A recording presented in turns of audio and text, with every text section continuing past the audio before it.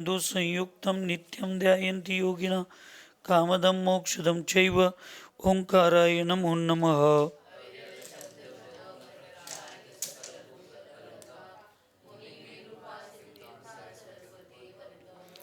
अज्ञानं तिमिरान्धकारां ज्ञानाञ्जनं शलाकया चक्षुरुन्मीलितं तस्मै श्रीगुरुवे नमः।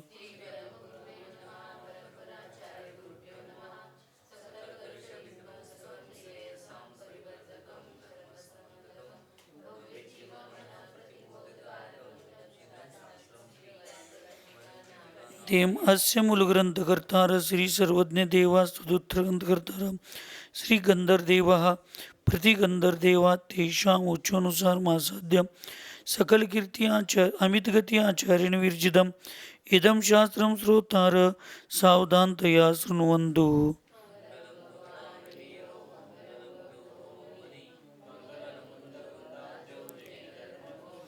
सर्वमङ्गलमाङ्गल्यं सर्वकल्याणकारकं प्रधानं सर्वधर्माणां जैनं जयतु शासनं वन्दे विद्यासागरं वन्दे सन्मति सागरम्।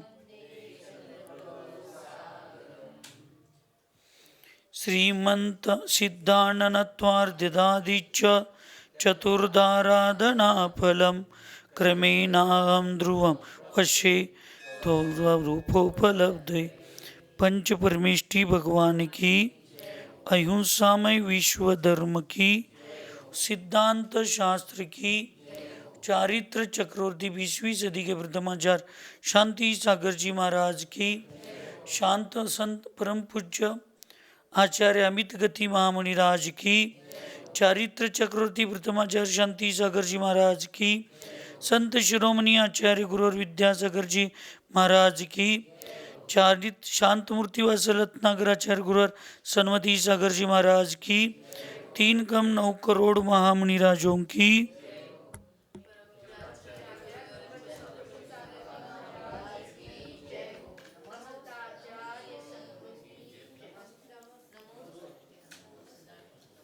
पूर्व चर्चा में मरण कंडीका में आचार्य भगवंत अमित गति महाराज जी जो निर्मल साधु होते हैं उनकी 5 प्रकार की शुद्धि और 5 प्रकार का विवेक प्राप्त कर लेते हैं और वैसे ही वे समाधि को प्राप्त कर लेते। ऐसी चर्चा पूर्व में हो गई थी। आज शुद्धि के 5 भेद यहाँ पे बता रहे। शुद्धिरालोचनाशय्या संस्तरोपधिगामिनी वैयावृत्य कराहार पानजाता च पंचदा।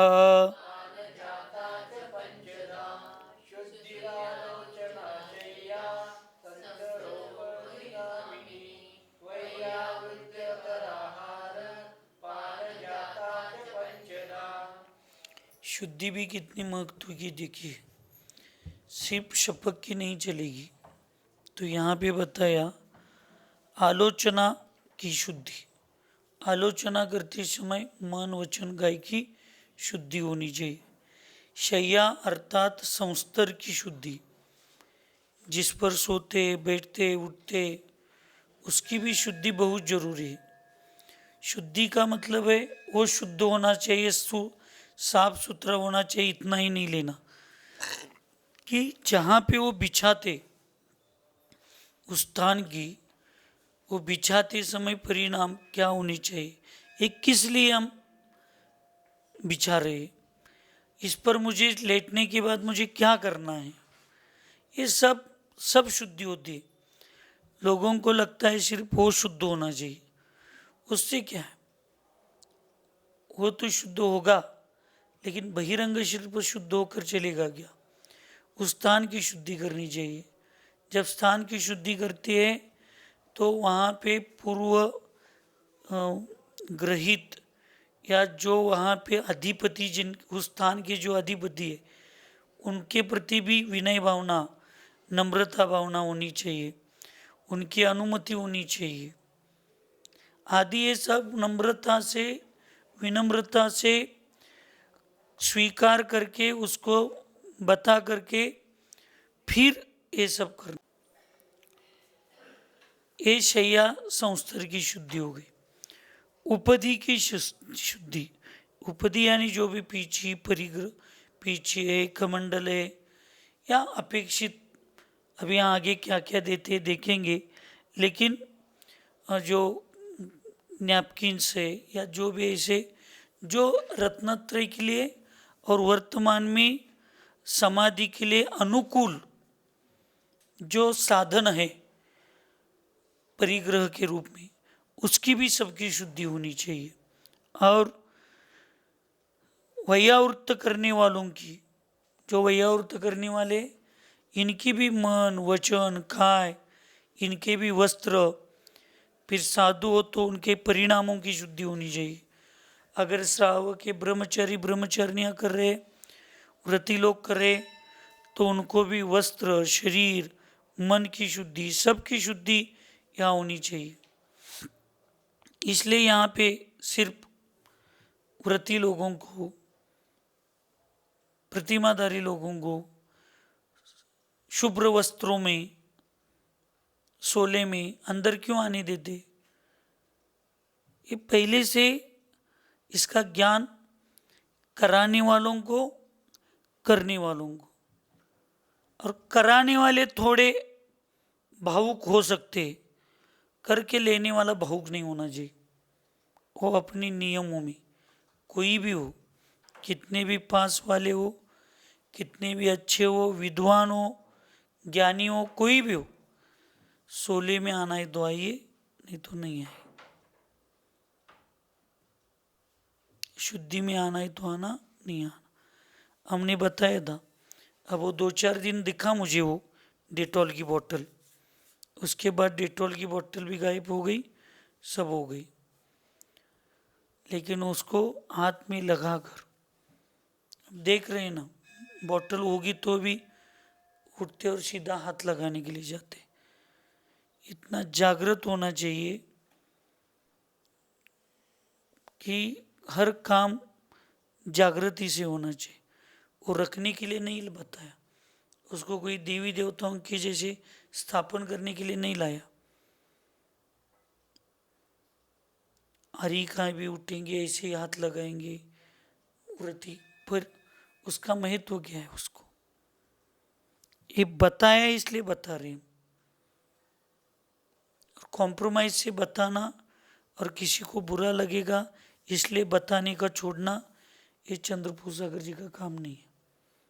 जो सत्य हो सत्य, करने वाले भी अप्रमादी होनी चाहिए और करके लेने वाले भी अप्रमादी होनी चाहिए। और आहार पान की शुद्धि, जो आहार करते, बनाते, जो आहार बनता है, इस सब की शुद्धि होनी चाहिए। ये 5 प्रकार की क्या होती है? शुद्धियाँ होती है। अब उसको आगे और क्या विवेक को बताएंगे और फिर एक एक का वो बताएंगे विश्लेषण पूर्वक। ज्ञान दर्शन चारित्र विनयावश्यकाश्रया अथवा पंचधा शुद्धिर विधेया शुद्ध बुद्धिना।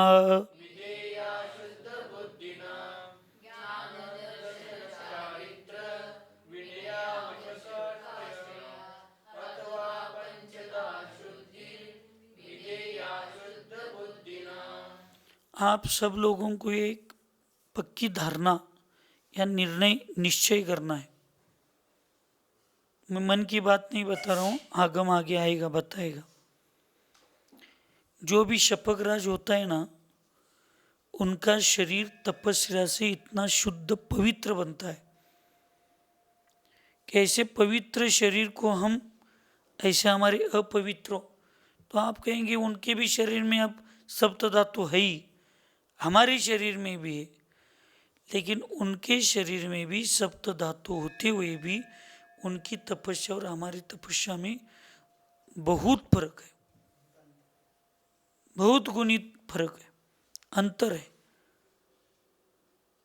तो हम ऐसे पवित्र शरीर को कहाँ से भी आए, कैसे भी हाथों से, एक आध्यात्मिक की भावना में बता रहा हूँ। हमारे मन में उनके शरीर को देखते समय या उनकी सेवा करते समय इतने पवित्र भाव होने चाहिए आध्यात्म दृष्टि से, और व्यवहार की दृष्टि से फिर ये वायरल इन्फेक्शन आदि ना हो, इसकी अपेक्षा से हमारे शुद्ध हाथ होना चाहिए, हमारा शरीर शुद्ध होना चाहिए, हमारे कपड़े शुद्ध होने चाहिए।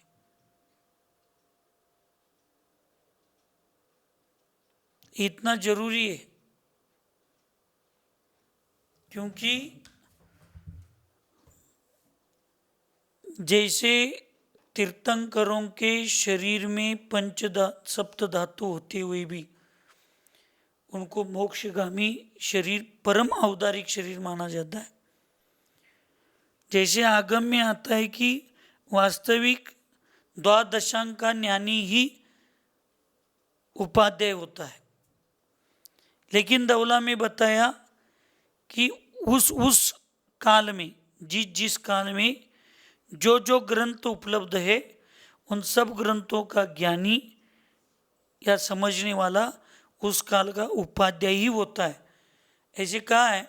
वैसे पंचम काल में भी जो समाधि धारण करता है वो साधक, वो शपक राज समाधि की इतनी तीव्र तपस्या वो करता है, शारीरिक मानसिक, कि उसका शरीर पवित्र ही होता है।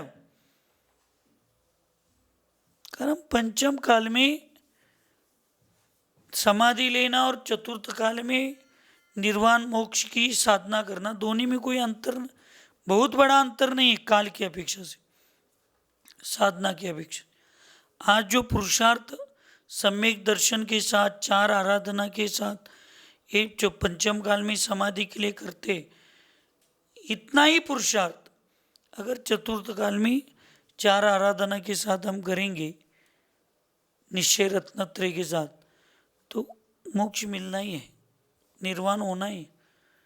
इसलिए पंचम काल को, समाधि को निर्वाण महामहोत्सव समझिए आप, और जो ले रहा है उस शपक राज को आप ऐसे परम औदारिक शरीर के जैसे समझना, क्योंकि सबसे अलग कार्य उनका चल रहा है।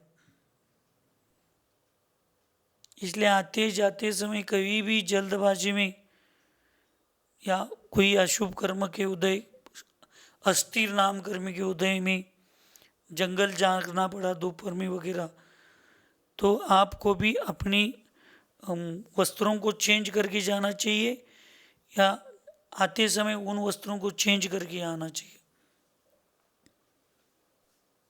कोई परिस्थितिवश कहीं रास्ते में कहीं पे किसी जीव पर या कहीं पे ऐसे अशुद्धि हो गई, तो ऐसे ही सीधा इस कक्ष में नहीं आना चाहिए, वस्त्र चेंज करके आना चाहिए।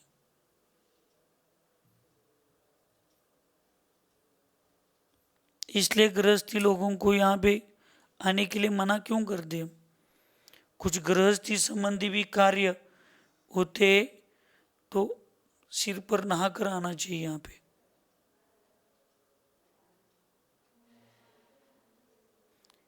अब वो उतना गृहस्थियों को कहाँ विकल्प होगा? आप लोगों को सब गृहस्थी का काम करके ही आए, इसलिए गृहस्थी के कामों का विश्लेषण नहीं करना चाहिए। जब इतनी शुद्धि यहाँ पे होगी तब ये बहिरंग हम लोगों को दोष नहीं लगेगा। अंतरंग संभालना उनके हाथ में और बहिरंग की शुद्धि करना हमारे हाथ में। इसलिए तो 48 साधु व्रती लोग, साधु लोग क्यों लगते? अंतरंग को उनको सुरक्षित स्थिर करने के लिए ये बाह्य निमित्त, और बहिरंग में तो शुद्धि हम लोगों को ही रखना है, हमारी ही व्यवस्था है। इसलिए यहाँ पे बताया कि शुद्ध बुद्धि वाले साधु को दर्शन की शुद्धि, ज्ञान की शुद्धि, चारित्र की शुद्धि, विनय की शुद्धि और षडावश्यक शुद्धि, ये 5 प्रकार की शुद्धियाँ रखनी चाहिए। यानी ये करने वाले साधु भी समय पे विधि पूर्वक षडावश्यक क्रिया स्वयं करना चाहिए। जितना जब तक क्षमता है तब तक वो शपक राज की भी षडावश्यक क्रियाओं को उसको शुद्धि पूर्वक विधि पूर्वक कराना चाहिए। दर्शन यानी सम्यक दर्शन की शुद्धि होनी चाहिए। अब कराने वालों की निर्यापकाचार्य की और सब अन्य साधु या सबकी सम्यक दर्शन पक्का होना चाहिए। सम्यक दर्शन पक्का होना चाहिए, इसका मतलब सिर्फ देवी देवताओं की पूजा नहीं करना सम्यक दर्शन नहीं है।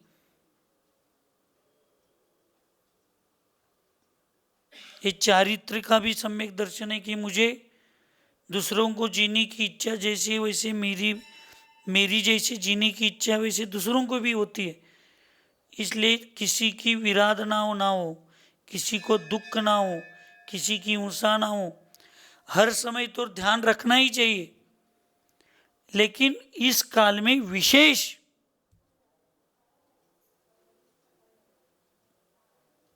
बुद्धिपूर्वक तो कभी होता ही नहीं अपन लोगों का, लेकिन अबुद्धिपूर्वक भी ना हो इसकी तरफ वर्तमान में ध्यान देना चाहिए। ज्ञान की शुद्धि, ज्ञान को स्वाध्याय को करते समय बहुत विधि पूर्वक करनी चाहिए। उस समय भी हाथों की आदि शुद्धि होनी चाहिए, वचनों की शुद्धि होनी चाहिए, काल की शुद्धि होनी चाहिए। जो ज्ञान के संबंधी स्वाध्याय के संबंधी बताए वो सब यहाँ पे होना चाहिए। भक्ति पूर्वक होना चाहिए, उत्साह पूर्वक होना चाहिए। अर्थाचार, शब्दाचार, व्यंजनाचार, उभयाचार आदि आदि ये सब जो है ये सब के साथ होना चाहिए। इसलिए मैं बार बार, अब कई लोगों को समझ में आता है, कई लोगों को नहीं आता। यहाँ पे भी देखते हैं, व्रती महाव्रतियों को भी देखते हैं हम। स्वाध्याय के समय कहीं पे भी पैर पे हाथ जाता है, भक्ति के समय पैर पे हाथ घुमा रहे, वैसे ही जिनवानी को हाथ लगा रहे, नाक तरफ हाथ जाता है, नाक पे हाथ घुमा रहे। कम से कम मलिन मल स्त्राव के जो अंग है वहाँ हाथ लगने के बाद तो कम से कम यहाँ हाथ नहीं लगना चाहिए। लेकिन अब हमारा कर्तव्य 2 या 3 बार समझाना ही। अब किसी को हाथ पकड़ के तो हम नहीं बैठ सकते, और ज़्यादा बताएंगे तो बुरा लगता है साधुओं को कि सब लोगों के बीच में बार बार हमें बोलते। लेकिन शपक राज को भी याद रखना है। फिर ये शुद्धि जिनके पास नहीं है ना, उनका प्रभाव अच्छा आपके ऊपर नहीं रहेगा। इसलिए फिर मार्गदर्शन करके लेना नहीं लेना इसको भी सोचना है। और फिर 1-2 बार आप भी नम्रता से बोलना चाहिए कि नहीं महाराज जी, आप भक्ति करते समय, स्वाध्याय करते समय आपके हाथ पैरों पर जाते, तलवे पे जाते, नाक की तरफ जाते, वैसे आप उसको लेते, हाथ जिनवाने को लगाते। इसलिए आने के बाद हम बार बार सबको बोलते, समय की सीमा मत रखो, शांति से पढ़ो, आनंद से पढ़ो, शुद्धता के साथ पढ़ो। अब ये फॉर्मेलिटी का समय नहीं है कि बस ड्यूटी करना है, स्वयं स्तोत्र वगैरह। मेरा पूरा ध्यान रहता है, गलत नहीं समझना, लेकिन जिस दिन मैं नहीं आता उस दिन 6:25 या 6:20 को ही आचार्य वंदना चालू होती है। पूरा पढ़ के पूरा हो जाता है।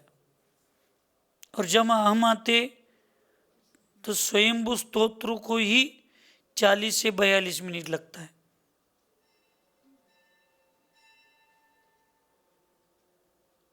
साधु लोगों को ये समझना चाहिए कि बहुत उत्साह के साथ, आनंद के साथ, लय के साथ करना चाहिए। यहाँ सिर्फ आप लोगों को रोज आप स्वयंभू करते हैं, उस स्वयंभू में और यहाँ में इतना अंतर है। वहाँ आपकी क्रिया करते, आप षट आवश्यक क्रिया करते हैं रोज का, हम सब भी करते हो। वहाँ पे प्रतिक्रमण करते हैं, हम अपनी शुद्धि के लिए करते। यहाँ पे जो भी क्रिया हो रही है, शाम का प्रतिक्रमण हो रहा है, 3 बार स्वाध्याय हो रहा है, स्वयंभू स्तोत्र पढ़ रहे, यहाँ जो भी कर रहे वो स्वयं की शुद्धि के लिए कर तो रहे, लेकिन शपक राज की शुद्धि उसमें मुख्य है। तो यहाँ पे करने का कितना बड़ा फल है। वहाँ पे भी उतने ही शब्द पढ़ेंगे, यहाँ पे भी उतने ही शब्द पढ़ेंगे, लेकिन वहाँ स्वार्थ है, यहाँ स्वार्थ और परमार्थ दोनों है। यहाँ पे तो एक शपक राज को आप स्थिर कर रहे, एक शपक राज की क्रिया में आप सहयोगी बन रहे, एक शपक राज की समाधि में हम सम्मिलित हो रहे। तो सिर्फ क्रिया के रूप में नहीं करना चाहिए, आनंद के साथ करना चाहिए, भक्ति के, उसको लय है, उसको छंद है। तो ये सब आचार्यों ने बताया। अब गए सो गए, रहे सो कैसे करना है आप लोग देखिए, कैसे करना है। नहीं तो सिर्फ ड्यूटी करने से कोई मतलब नहीं रहता, भाव भी होनी चाहिए उसमें, उत्साह भी होना चाहिए। ज्ञान की शुद्धि, चारित्र की शुद्धि, विनय शुद्धि, अत्यंत नम्र भाव होनी चाहिए। हर समय सेवा करते समय नम्रता के साथ होना चाहिए। आप लोगों को ये सीखना है, समझना है कि निर्यापाकाचार्य स्वयं कभी पूछे बिना कमरे में नहीं आते। निर्यापकाचार्य सूचना देते कि आज आपका स्वास्थ्य ठीक है, आपको अभी मन स्थिर है, स्वाध्याय के लिए हम आए, क्या 5-10 मिनट लेट आए, आपको विश्राम लेना है, क्या आपकी अब सुनने का उत्साह और क्षमता है। अगर शपक की क्षमता भी नहीं है तो इस विनय से उसके मन में भाव आते, आचार्य महाराज हमें पूछ रहे और हम मना करें, नहीं, मुझे सुनना चाहिए, मुझे बैठना चाहिए। अपनी भी विनय होती है और इसमें उनका स्थितिकरण भी होता है। फिर उस समय शपक की क्या मानसिकता है समझ में आती है, और फिर उसके ऊपर स्वाध्याय कैसे लेना है, कितना लेना है, स्वाध्याय में उनको क्या समझाना है, ये सब क्रियाएं, ये विनय की है।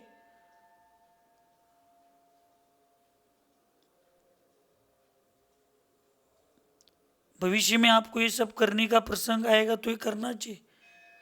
सिर्फ आत्मा अलग है, शरीर अलग है, भक्ति करो, पंच परमेष्टि की स्तुति करो, ये उद्बोधन करने से समाधि नहीं होती, सिर्फ इतना ही बताने से समाधि नहीं होती। अब थोड़ा स्पष्ट बोलने की हमें आदत है, सबको गलत लगता है, लेकिन वास्तविक ये है ही। हम लोगों में जब विनय होगा तब शपक में विनय आएगा, तब अन्य सेवा करने वालों के बीच में विनय आएगा। वो सोचेंगे मुनि महाराज होकर बिना परमिशन, बताओ आप कितने लोग हैं यहाँ पे, दरवाजा खोला सीधा अंदर आते, कभी अंदर वालों को पूछा? आप लोगों को तो ऐसा नहीं, प्रतिमाएं इसका मतलब कहीं पे भी जाओ, जो अंदर सेवा करने के लिए 2-3 लोग हैं, माता जी लोग हैं, उनको कभी आपने निवेदन किया क्या हम अंदर आ जाए?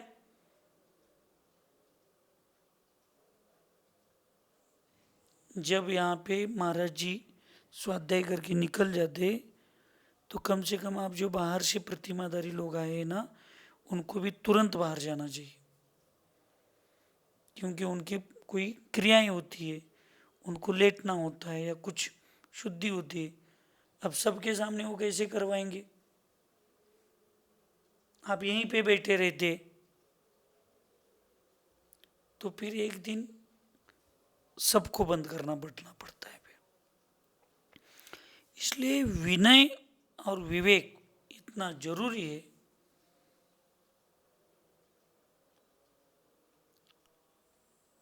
यहाँ अंदर कोई ना कोई शपक राज को छोड़कर होता ही है। आप लोग भी नित्य सेवा करने वाले तुरंत दरवाजा नहीं खोलना चाहिए, खटखट आना चाहिए। एक बार हम आए, हम आ रहे हैं, सूचना आपको देना चाहिए। मान लीजिए कोई नहीं है, इसलिए साथ में सेवा करने वाले भी माता जी लोग या कोई भी वृत्ति थोड़ा विश्राम के साथ, थोड़ा ऐसे, हाँ, सिर पर पल्लू नहीं रहता, कुछ नहीं होता, ऐसे बैठे रहते, लेटे रहते, या होता है, सब साधु सब मनुष्य ही है, कभी कभी इतनी सेवा में रहते उनको प्रमाद आया होता है, प्रमाद के साथ उनका थोड़ा शिथिलता होती, और एकदम ने आपसे दरवाजा खोल दिया, वो एकदम वो डर गए या एकदम से कुछ हो गया तो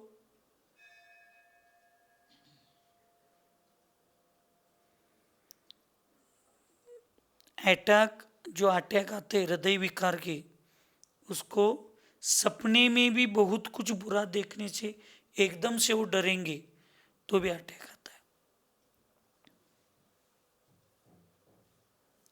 सप्त भयों में ये आकस्मिक भय में वर्तमान में आप ऐसे नहीं लेना, कैसे सम्यक दृष्टि है, इतना दरवाजा खोले एकदम डरने की क्या, ऐसे नहीं होता, ध्यान रखना।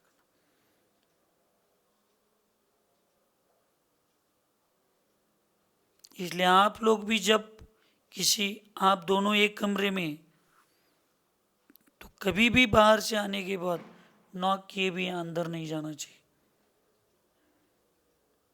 कमरा आपका ही, कोई लेकर नहीं जा रहा, कोई आपका तखत कोई लेकर नहीं जाता। एक विनय होता है। साथ में कोई भी श्रावक बच्चे रहते तो एकदम सबको लेकर अंदर नहीं जाना, 5 मिनट बाहर ठहरिए, अंदर आप जाओ, आप जा रहे तो उनकी अवस्थाएं देखिए, वो आए जा रहे तो आपकी अवस्था देखो, लेटे हैं क्या, कैसे बैठे हैं क्या, महाराज जी श्रावक थोड़ा अंदर आ रहे, सूचना दे दो, फिर व्यवस्थित स्थित हो जाओ और फिर लेकर जाना। एकदम से अंदर बच्चों को, श्रावकों को लेकर जाएंगे तो एकदम से दरवाजा खोलेंगे और बाहर कमरे के बाहर श्राविकाएं होगी तो भैया ये सब आगम बहुत पढ़ने से नहीं है, एक बार भी आगम पढ़ने से, उसका बहुत बार चिंतन करने से होता है। हम भी कभी भी किसी साधु के कमरे में, मैं आचार्य होते हुए भी, हम कभी बिना पूछे, बिना परमिशन के नहीं जाते। दरवाजा खुला है तो भी गुरु के कमरे में बाहर रहकर हम अंदर आए क्या, पूछ कर जाना चाहिए। दरवाजा खुला है इसका मतलब घुसना नहीं चाहिए। इतनी सब विनय की शुद्धि होनी चाहिए, तभी काम होते। षडावश्यक शुद्धि, जो अपनी षड आवश्यक क्रियाएं होती है उसको नम्रता से, विनयता से, विवेक से, आवर्त, शिरोन्नति, नमस्कार, कायोत्सर्ग, इनके सबके साथ काल की शुद्धि रखते हुए शरीर की शुद्धि रखते समय, द्रव्य की शुद्धि रखते समय, ये सब देख कर करना चाहिए। इन 10 प्रकार की शुद्धियों के क्या लक्षण हैं? तो कहते हैं कर्म ग्रहण के कारण भूत जिन जिन पदार्थों में जिनका आदर भाव अथवा ममत्व भाव होता है, उसके लिए वह सब उपधि रूप होता है। बहुत अच्छी बात बताई। हम लोगों को तो समझ में कहीं कहीं बार आता है, लेकिन शपक राज को ये समझ में आना चाहिए। बिल्कुल भावुक नहीं होना है। देखिए, कर्म ग्रहण के कारणभूत जिन जिन पदार्थों में, पदार्थ का मतलब व्यक्ति भी है और वस्तु भी है, आदर भाव अथवा ममत्व भाव होता है, उसके लिए वो सब उपधि रूप है। यानी आप अन्यथा नहीं लेना, फिर भी मैं बताता हूं। अगर किसी व्यक्ति के प्रति मन में सेवा भाव से नहीं, लेकिन अलग कुछ अनुराग है, जैसे मैंने 5-6 दिन पहले भी कुछ बताया था, 2-4 व्यक्तियों के नाम लेकर, इस समाधि में कहीं ना कहीं बाधक डालेंगे। सेवा भाव अलग है। सेवा भाव में कर्तव्य रहता है। सेवा में जब तक कर्तव्य है, तब तक वो सेवा के रूप में जाता है। सेवा भाव में भी जब राग आता है, स्नेह आता है, तो ममत्व में चला जाता है। फिर वो आपकी सेवा करने वाले कितने भी आपके प्रति भक्ति और श्रद्धावान हो,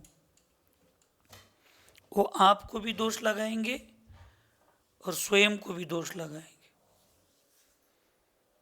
इसलिए जो भावुक होते उनको तो समाधि के समय कमरे में ही नहीं लेना, कोई भी हो, चाहे द्रुक्कर मैडम हो, चाहे मोना दीदी हो, चाहे श्वेता दीदी हो, चाहे शाह काकी हो, कोई भी हो, सेवा और वयावृत्ति के समय विवेक और कर्तव्य से निष्ठी कठोर व्यक्ति होना चाहिए। जब समाधि के समय कुछ वेदना हो जाएगी, तो धर्म का उपदेश देते समय उनको बहुत शांति से, हे वेदना हो रही माता जी, एक और पान लो पान लो। अगर ये शब्द भी माता जी या शपक राज के कान पर जाएंगे, तो उनके परिणाम बिगाड़ने की संभावना होती है। जो करना है बिना बोले करना है, इशारे से करना है। शपक राज के कभी भी शरीर से मुंह के पास जाकर नहीं बोलना चाहिए। अगर इन लोगों का आपसे स्नेह है और आपके पास में आकर, मुंह के पास में आकर, कान के पास में आकर, सिर पर हाथ घुमाकर ये सब बोलेंगे, तो जागृत क्या होगा हृदय में? ममत्व भाव ही जागृत होगा।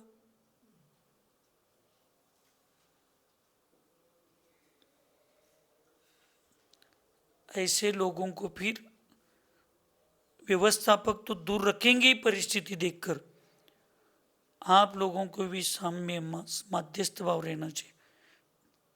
अब मुझे ना ये व्यक्ति इष्ट है, ना वो व्यक्ति इष्ट है।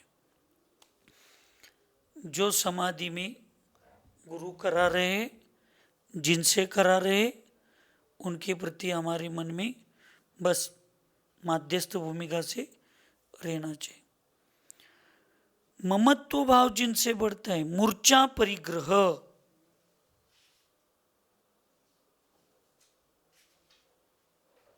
आपको हमारे प्रति भी ममत्व भाव नहीं होना चाहिए,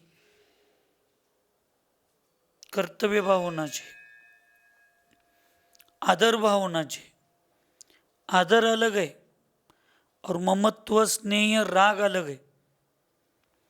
आदर में श्रद्धा और समर्पण होती है, ममत्व में राग होने की संभावना होती है।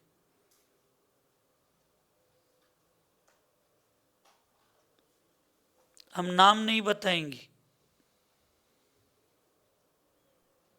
दीक्षा के मंच पर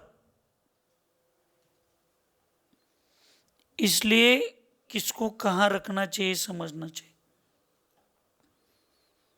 दीक्षा के मंच पर एक गृहस्थ व्यक्ति की दीक्षा चल रही थी,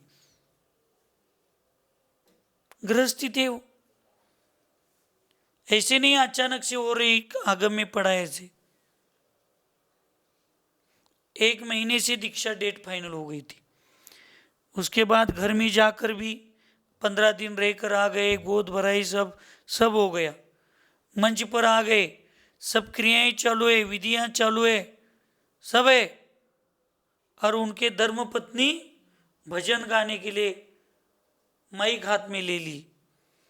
उधर वो भजन बोल रही है, 2-3 हजार लोग सामने मंच पर, गुरु संस्कार करने के लिए अब उठने वाले, और दीक्षार्थी ऐसे हुंद के, मराठी में हुंद के दे देकर बोल दे, ऐसे जोर जोर से रोना चालू कर दिया। किसी साधु को कोई विकल्प ही नहीं है। हम तुरंत मंच पर से उठे और वहां जाकर उनके हाथ से माइक छीन लेने के लिए बताया।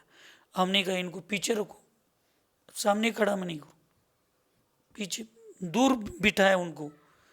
और फिर महाराज जी को जाकर हमने बताया, आप क्या कर रहे हैं इसको थोड़ा समझ के लीजिए।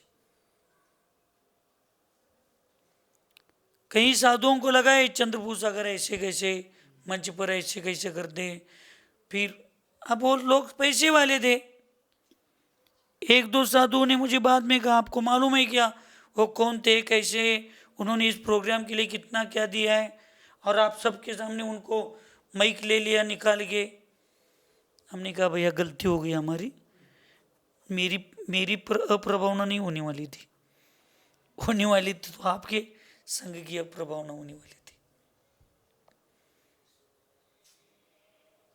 ये अनुभव है माता जी हमारे, हम किसी की पर्सनली नहीं बोलते, लेकिन ये अनुभव है हमारे।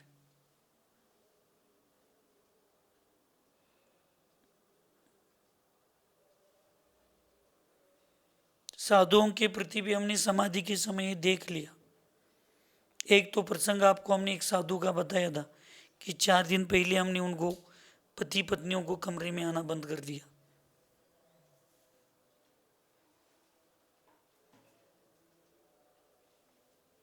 एक जगह हमने देखा कि 2-4-5 घंटे में समाधि होने की स्थिति है, बाहर कमरे में उनके परिवार वाले खिड़की में, तो साधु का ध्यान उधर चला गया। आंखों में से 2 पानी की बूंद निकल गई। तो फिर उस समय जो महाराज जी थे उन्होंने उस साधु की आंखें पूछी, समाज के लिए तो उद्बोधन किया, महाराज जी को एकांत में सबको बाहर निकाला और 10 मिनट 2 साधुओं को लेकर इतना अच्छा उद्बोधन किया, इतना अच्छा उद्बोधन किया। फिर कहीं जाकर उनके मन को स्थिरता आ गई। हमारी तरफ उन निर्यापक आचार्य ने देखा, जिम्मेदारी व्यक्ति ने, साधु ने, तो हम बाहर जाकर उनको समझा कर अच्छे से साइड में लेकर गए, उनको लास्ट तक सामने नहीं आने दिया।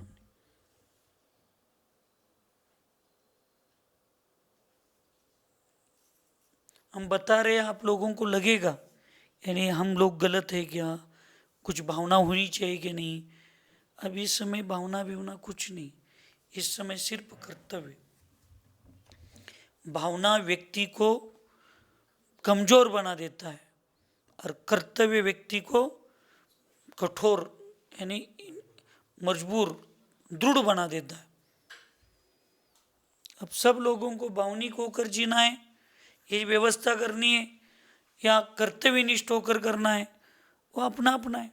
हम लोग बाहर की व्यवस्था देख सकते, अंदर की जिम्मेदारी किसकी है? वो शपक राज की स्वयं की है। अब जीवन भर हमने सबके लिए किया है, अब अपने लिए नहीं करेंगे तो कब करेंगे? इसलिए ये उपदी रूप है। अंतरंग परिग्रह होने से माया कषाय तो उपदी रूप है ही, किंतु कर्म बंध का कारण होने से असत्य भाषण भी परिग्रह स्वरूप होता है। इसलिए अंतरंग परिग्रह होने से माया कषाय बढ़ गई, अब वो भी परिग्रह रूप ही है, अंतरंग परिग्रह, और कर्म बंध का कारण है।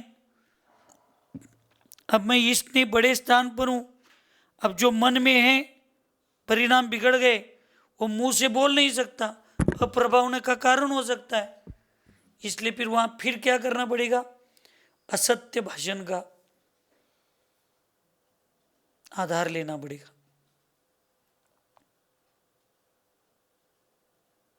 नहीं होना। इसलिए कर्तव्य के रूप में जो सेवा कर रहे कोई विकल्प नहीं, स्नेह के रूप में और राग के रूप में जब सेवा का प्रभाव आता है तो फिर व्यक्ति सामने वाला भी पिघलने की संभावना होती है। ज्यावेळेला संयम सागर महाराज समाधी घेत होते ना, त्यावेळेस तिथे कोथळीला होते तिकडच्या, आणि आम्ही दोघ जण फार त्यांना समोर असावंच वाटायचं. आम्ही गेल्याबरोबर सर गेल्याबरोबर सारखं डोळ्यातलं पाणी आणि सरांना अगदी असं घट्ट धरलं संयम सागर महाराजांनी. त्यांच्या कमरेला त्रास होत होता, मग सरांनी आधार देऊन त्यांना रूम मध्ये वगैरे नेऊन बसवलं. त्यांची तिथं कोथळीला समाधी होणार होती. आम्ही 2 दिवस थांबलो. मग संयम सागर आम्हाला दोघांना म्हणले, तुम्ही नक्की यायचं म्हणले माझ्या समाधीला, आता शेवट तुम्ही असायलाच पाहिजे म्हणले माझ्यासोबत. तिकडे अक्षय सागर महाराजांचं शिबिर होतं कुंतलीला, मग तिचं शिबिरात जायचं म्हणले 2 दिवस, आणि इकडे नक्की यायचं बघा तुम्हाला दोघांना सांगतोय म्हणले. आम्ही नुसतं हो हो म्हणलं. आम्ही तिथे गेल्यावर सर माझ्या मागे लागले, चल संयम सागर महाराजांनी आपल्याला बोलवले. मी म्हणलं अजिबात जायचं नाही म्हणलं, तुम्हाला बघितल्यावर महाराज एवढं रडलेत म्हणलं, आपण तिथं जर गेलो आणि त्यांना जर काही समोर आपण असल्याचं काही निमित्त आलं तर आपण त्या निमित्ताला नाही, होऊनच चालतच नसते ते, त्याशिवाय होत नाही, म्हणून कठोर व्हायला लागते. आलोचना शुद्धी, आता या सगळ्या शुद्धी अपन पुढल्या क्लासमध्ये अगले क्लास में देखेंगे. इसलिए यहाँ पे ये समझ के लेना है कि इन अपशुद्धि का विश्लेषण तो हो जाएगा, लेकिन ये बाहर की जो शुद्धि हैं 5 प्रकार की, जो निर्मोह साधु की शुद्धि और 5 प्रकार की विवेक जो शुद्धि है, इस सब को समझ कर लेकर काम करना चाहिए. सुखी रहे सब जीव जगत में, कोई कभी न घबरावे, वैर पाप अभिमान छोड़ जग, नित्य नहीं मंगल गा. ओम नमः. सबको क्षमा, सबसे क्षमा.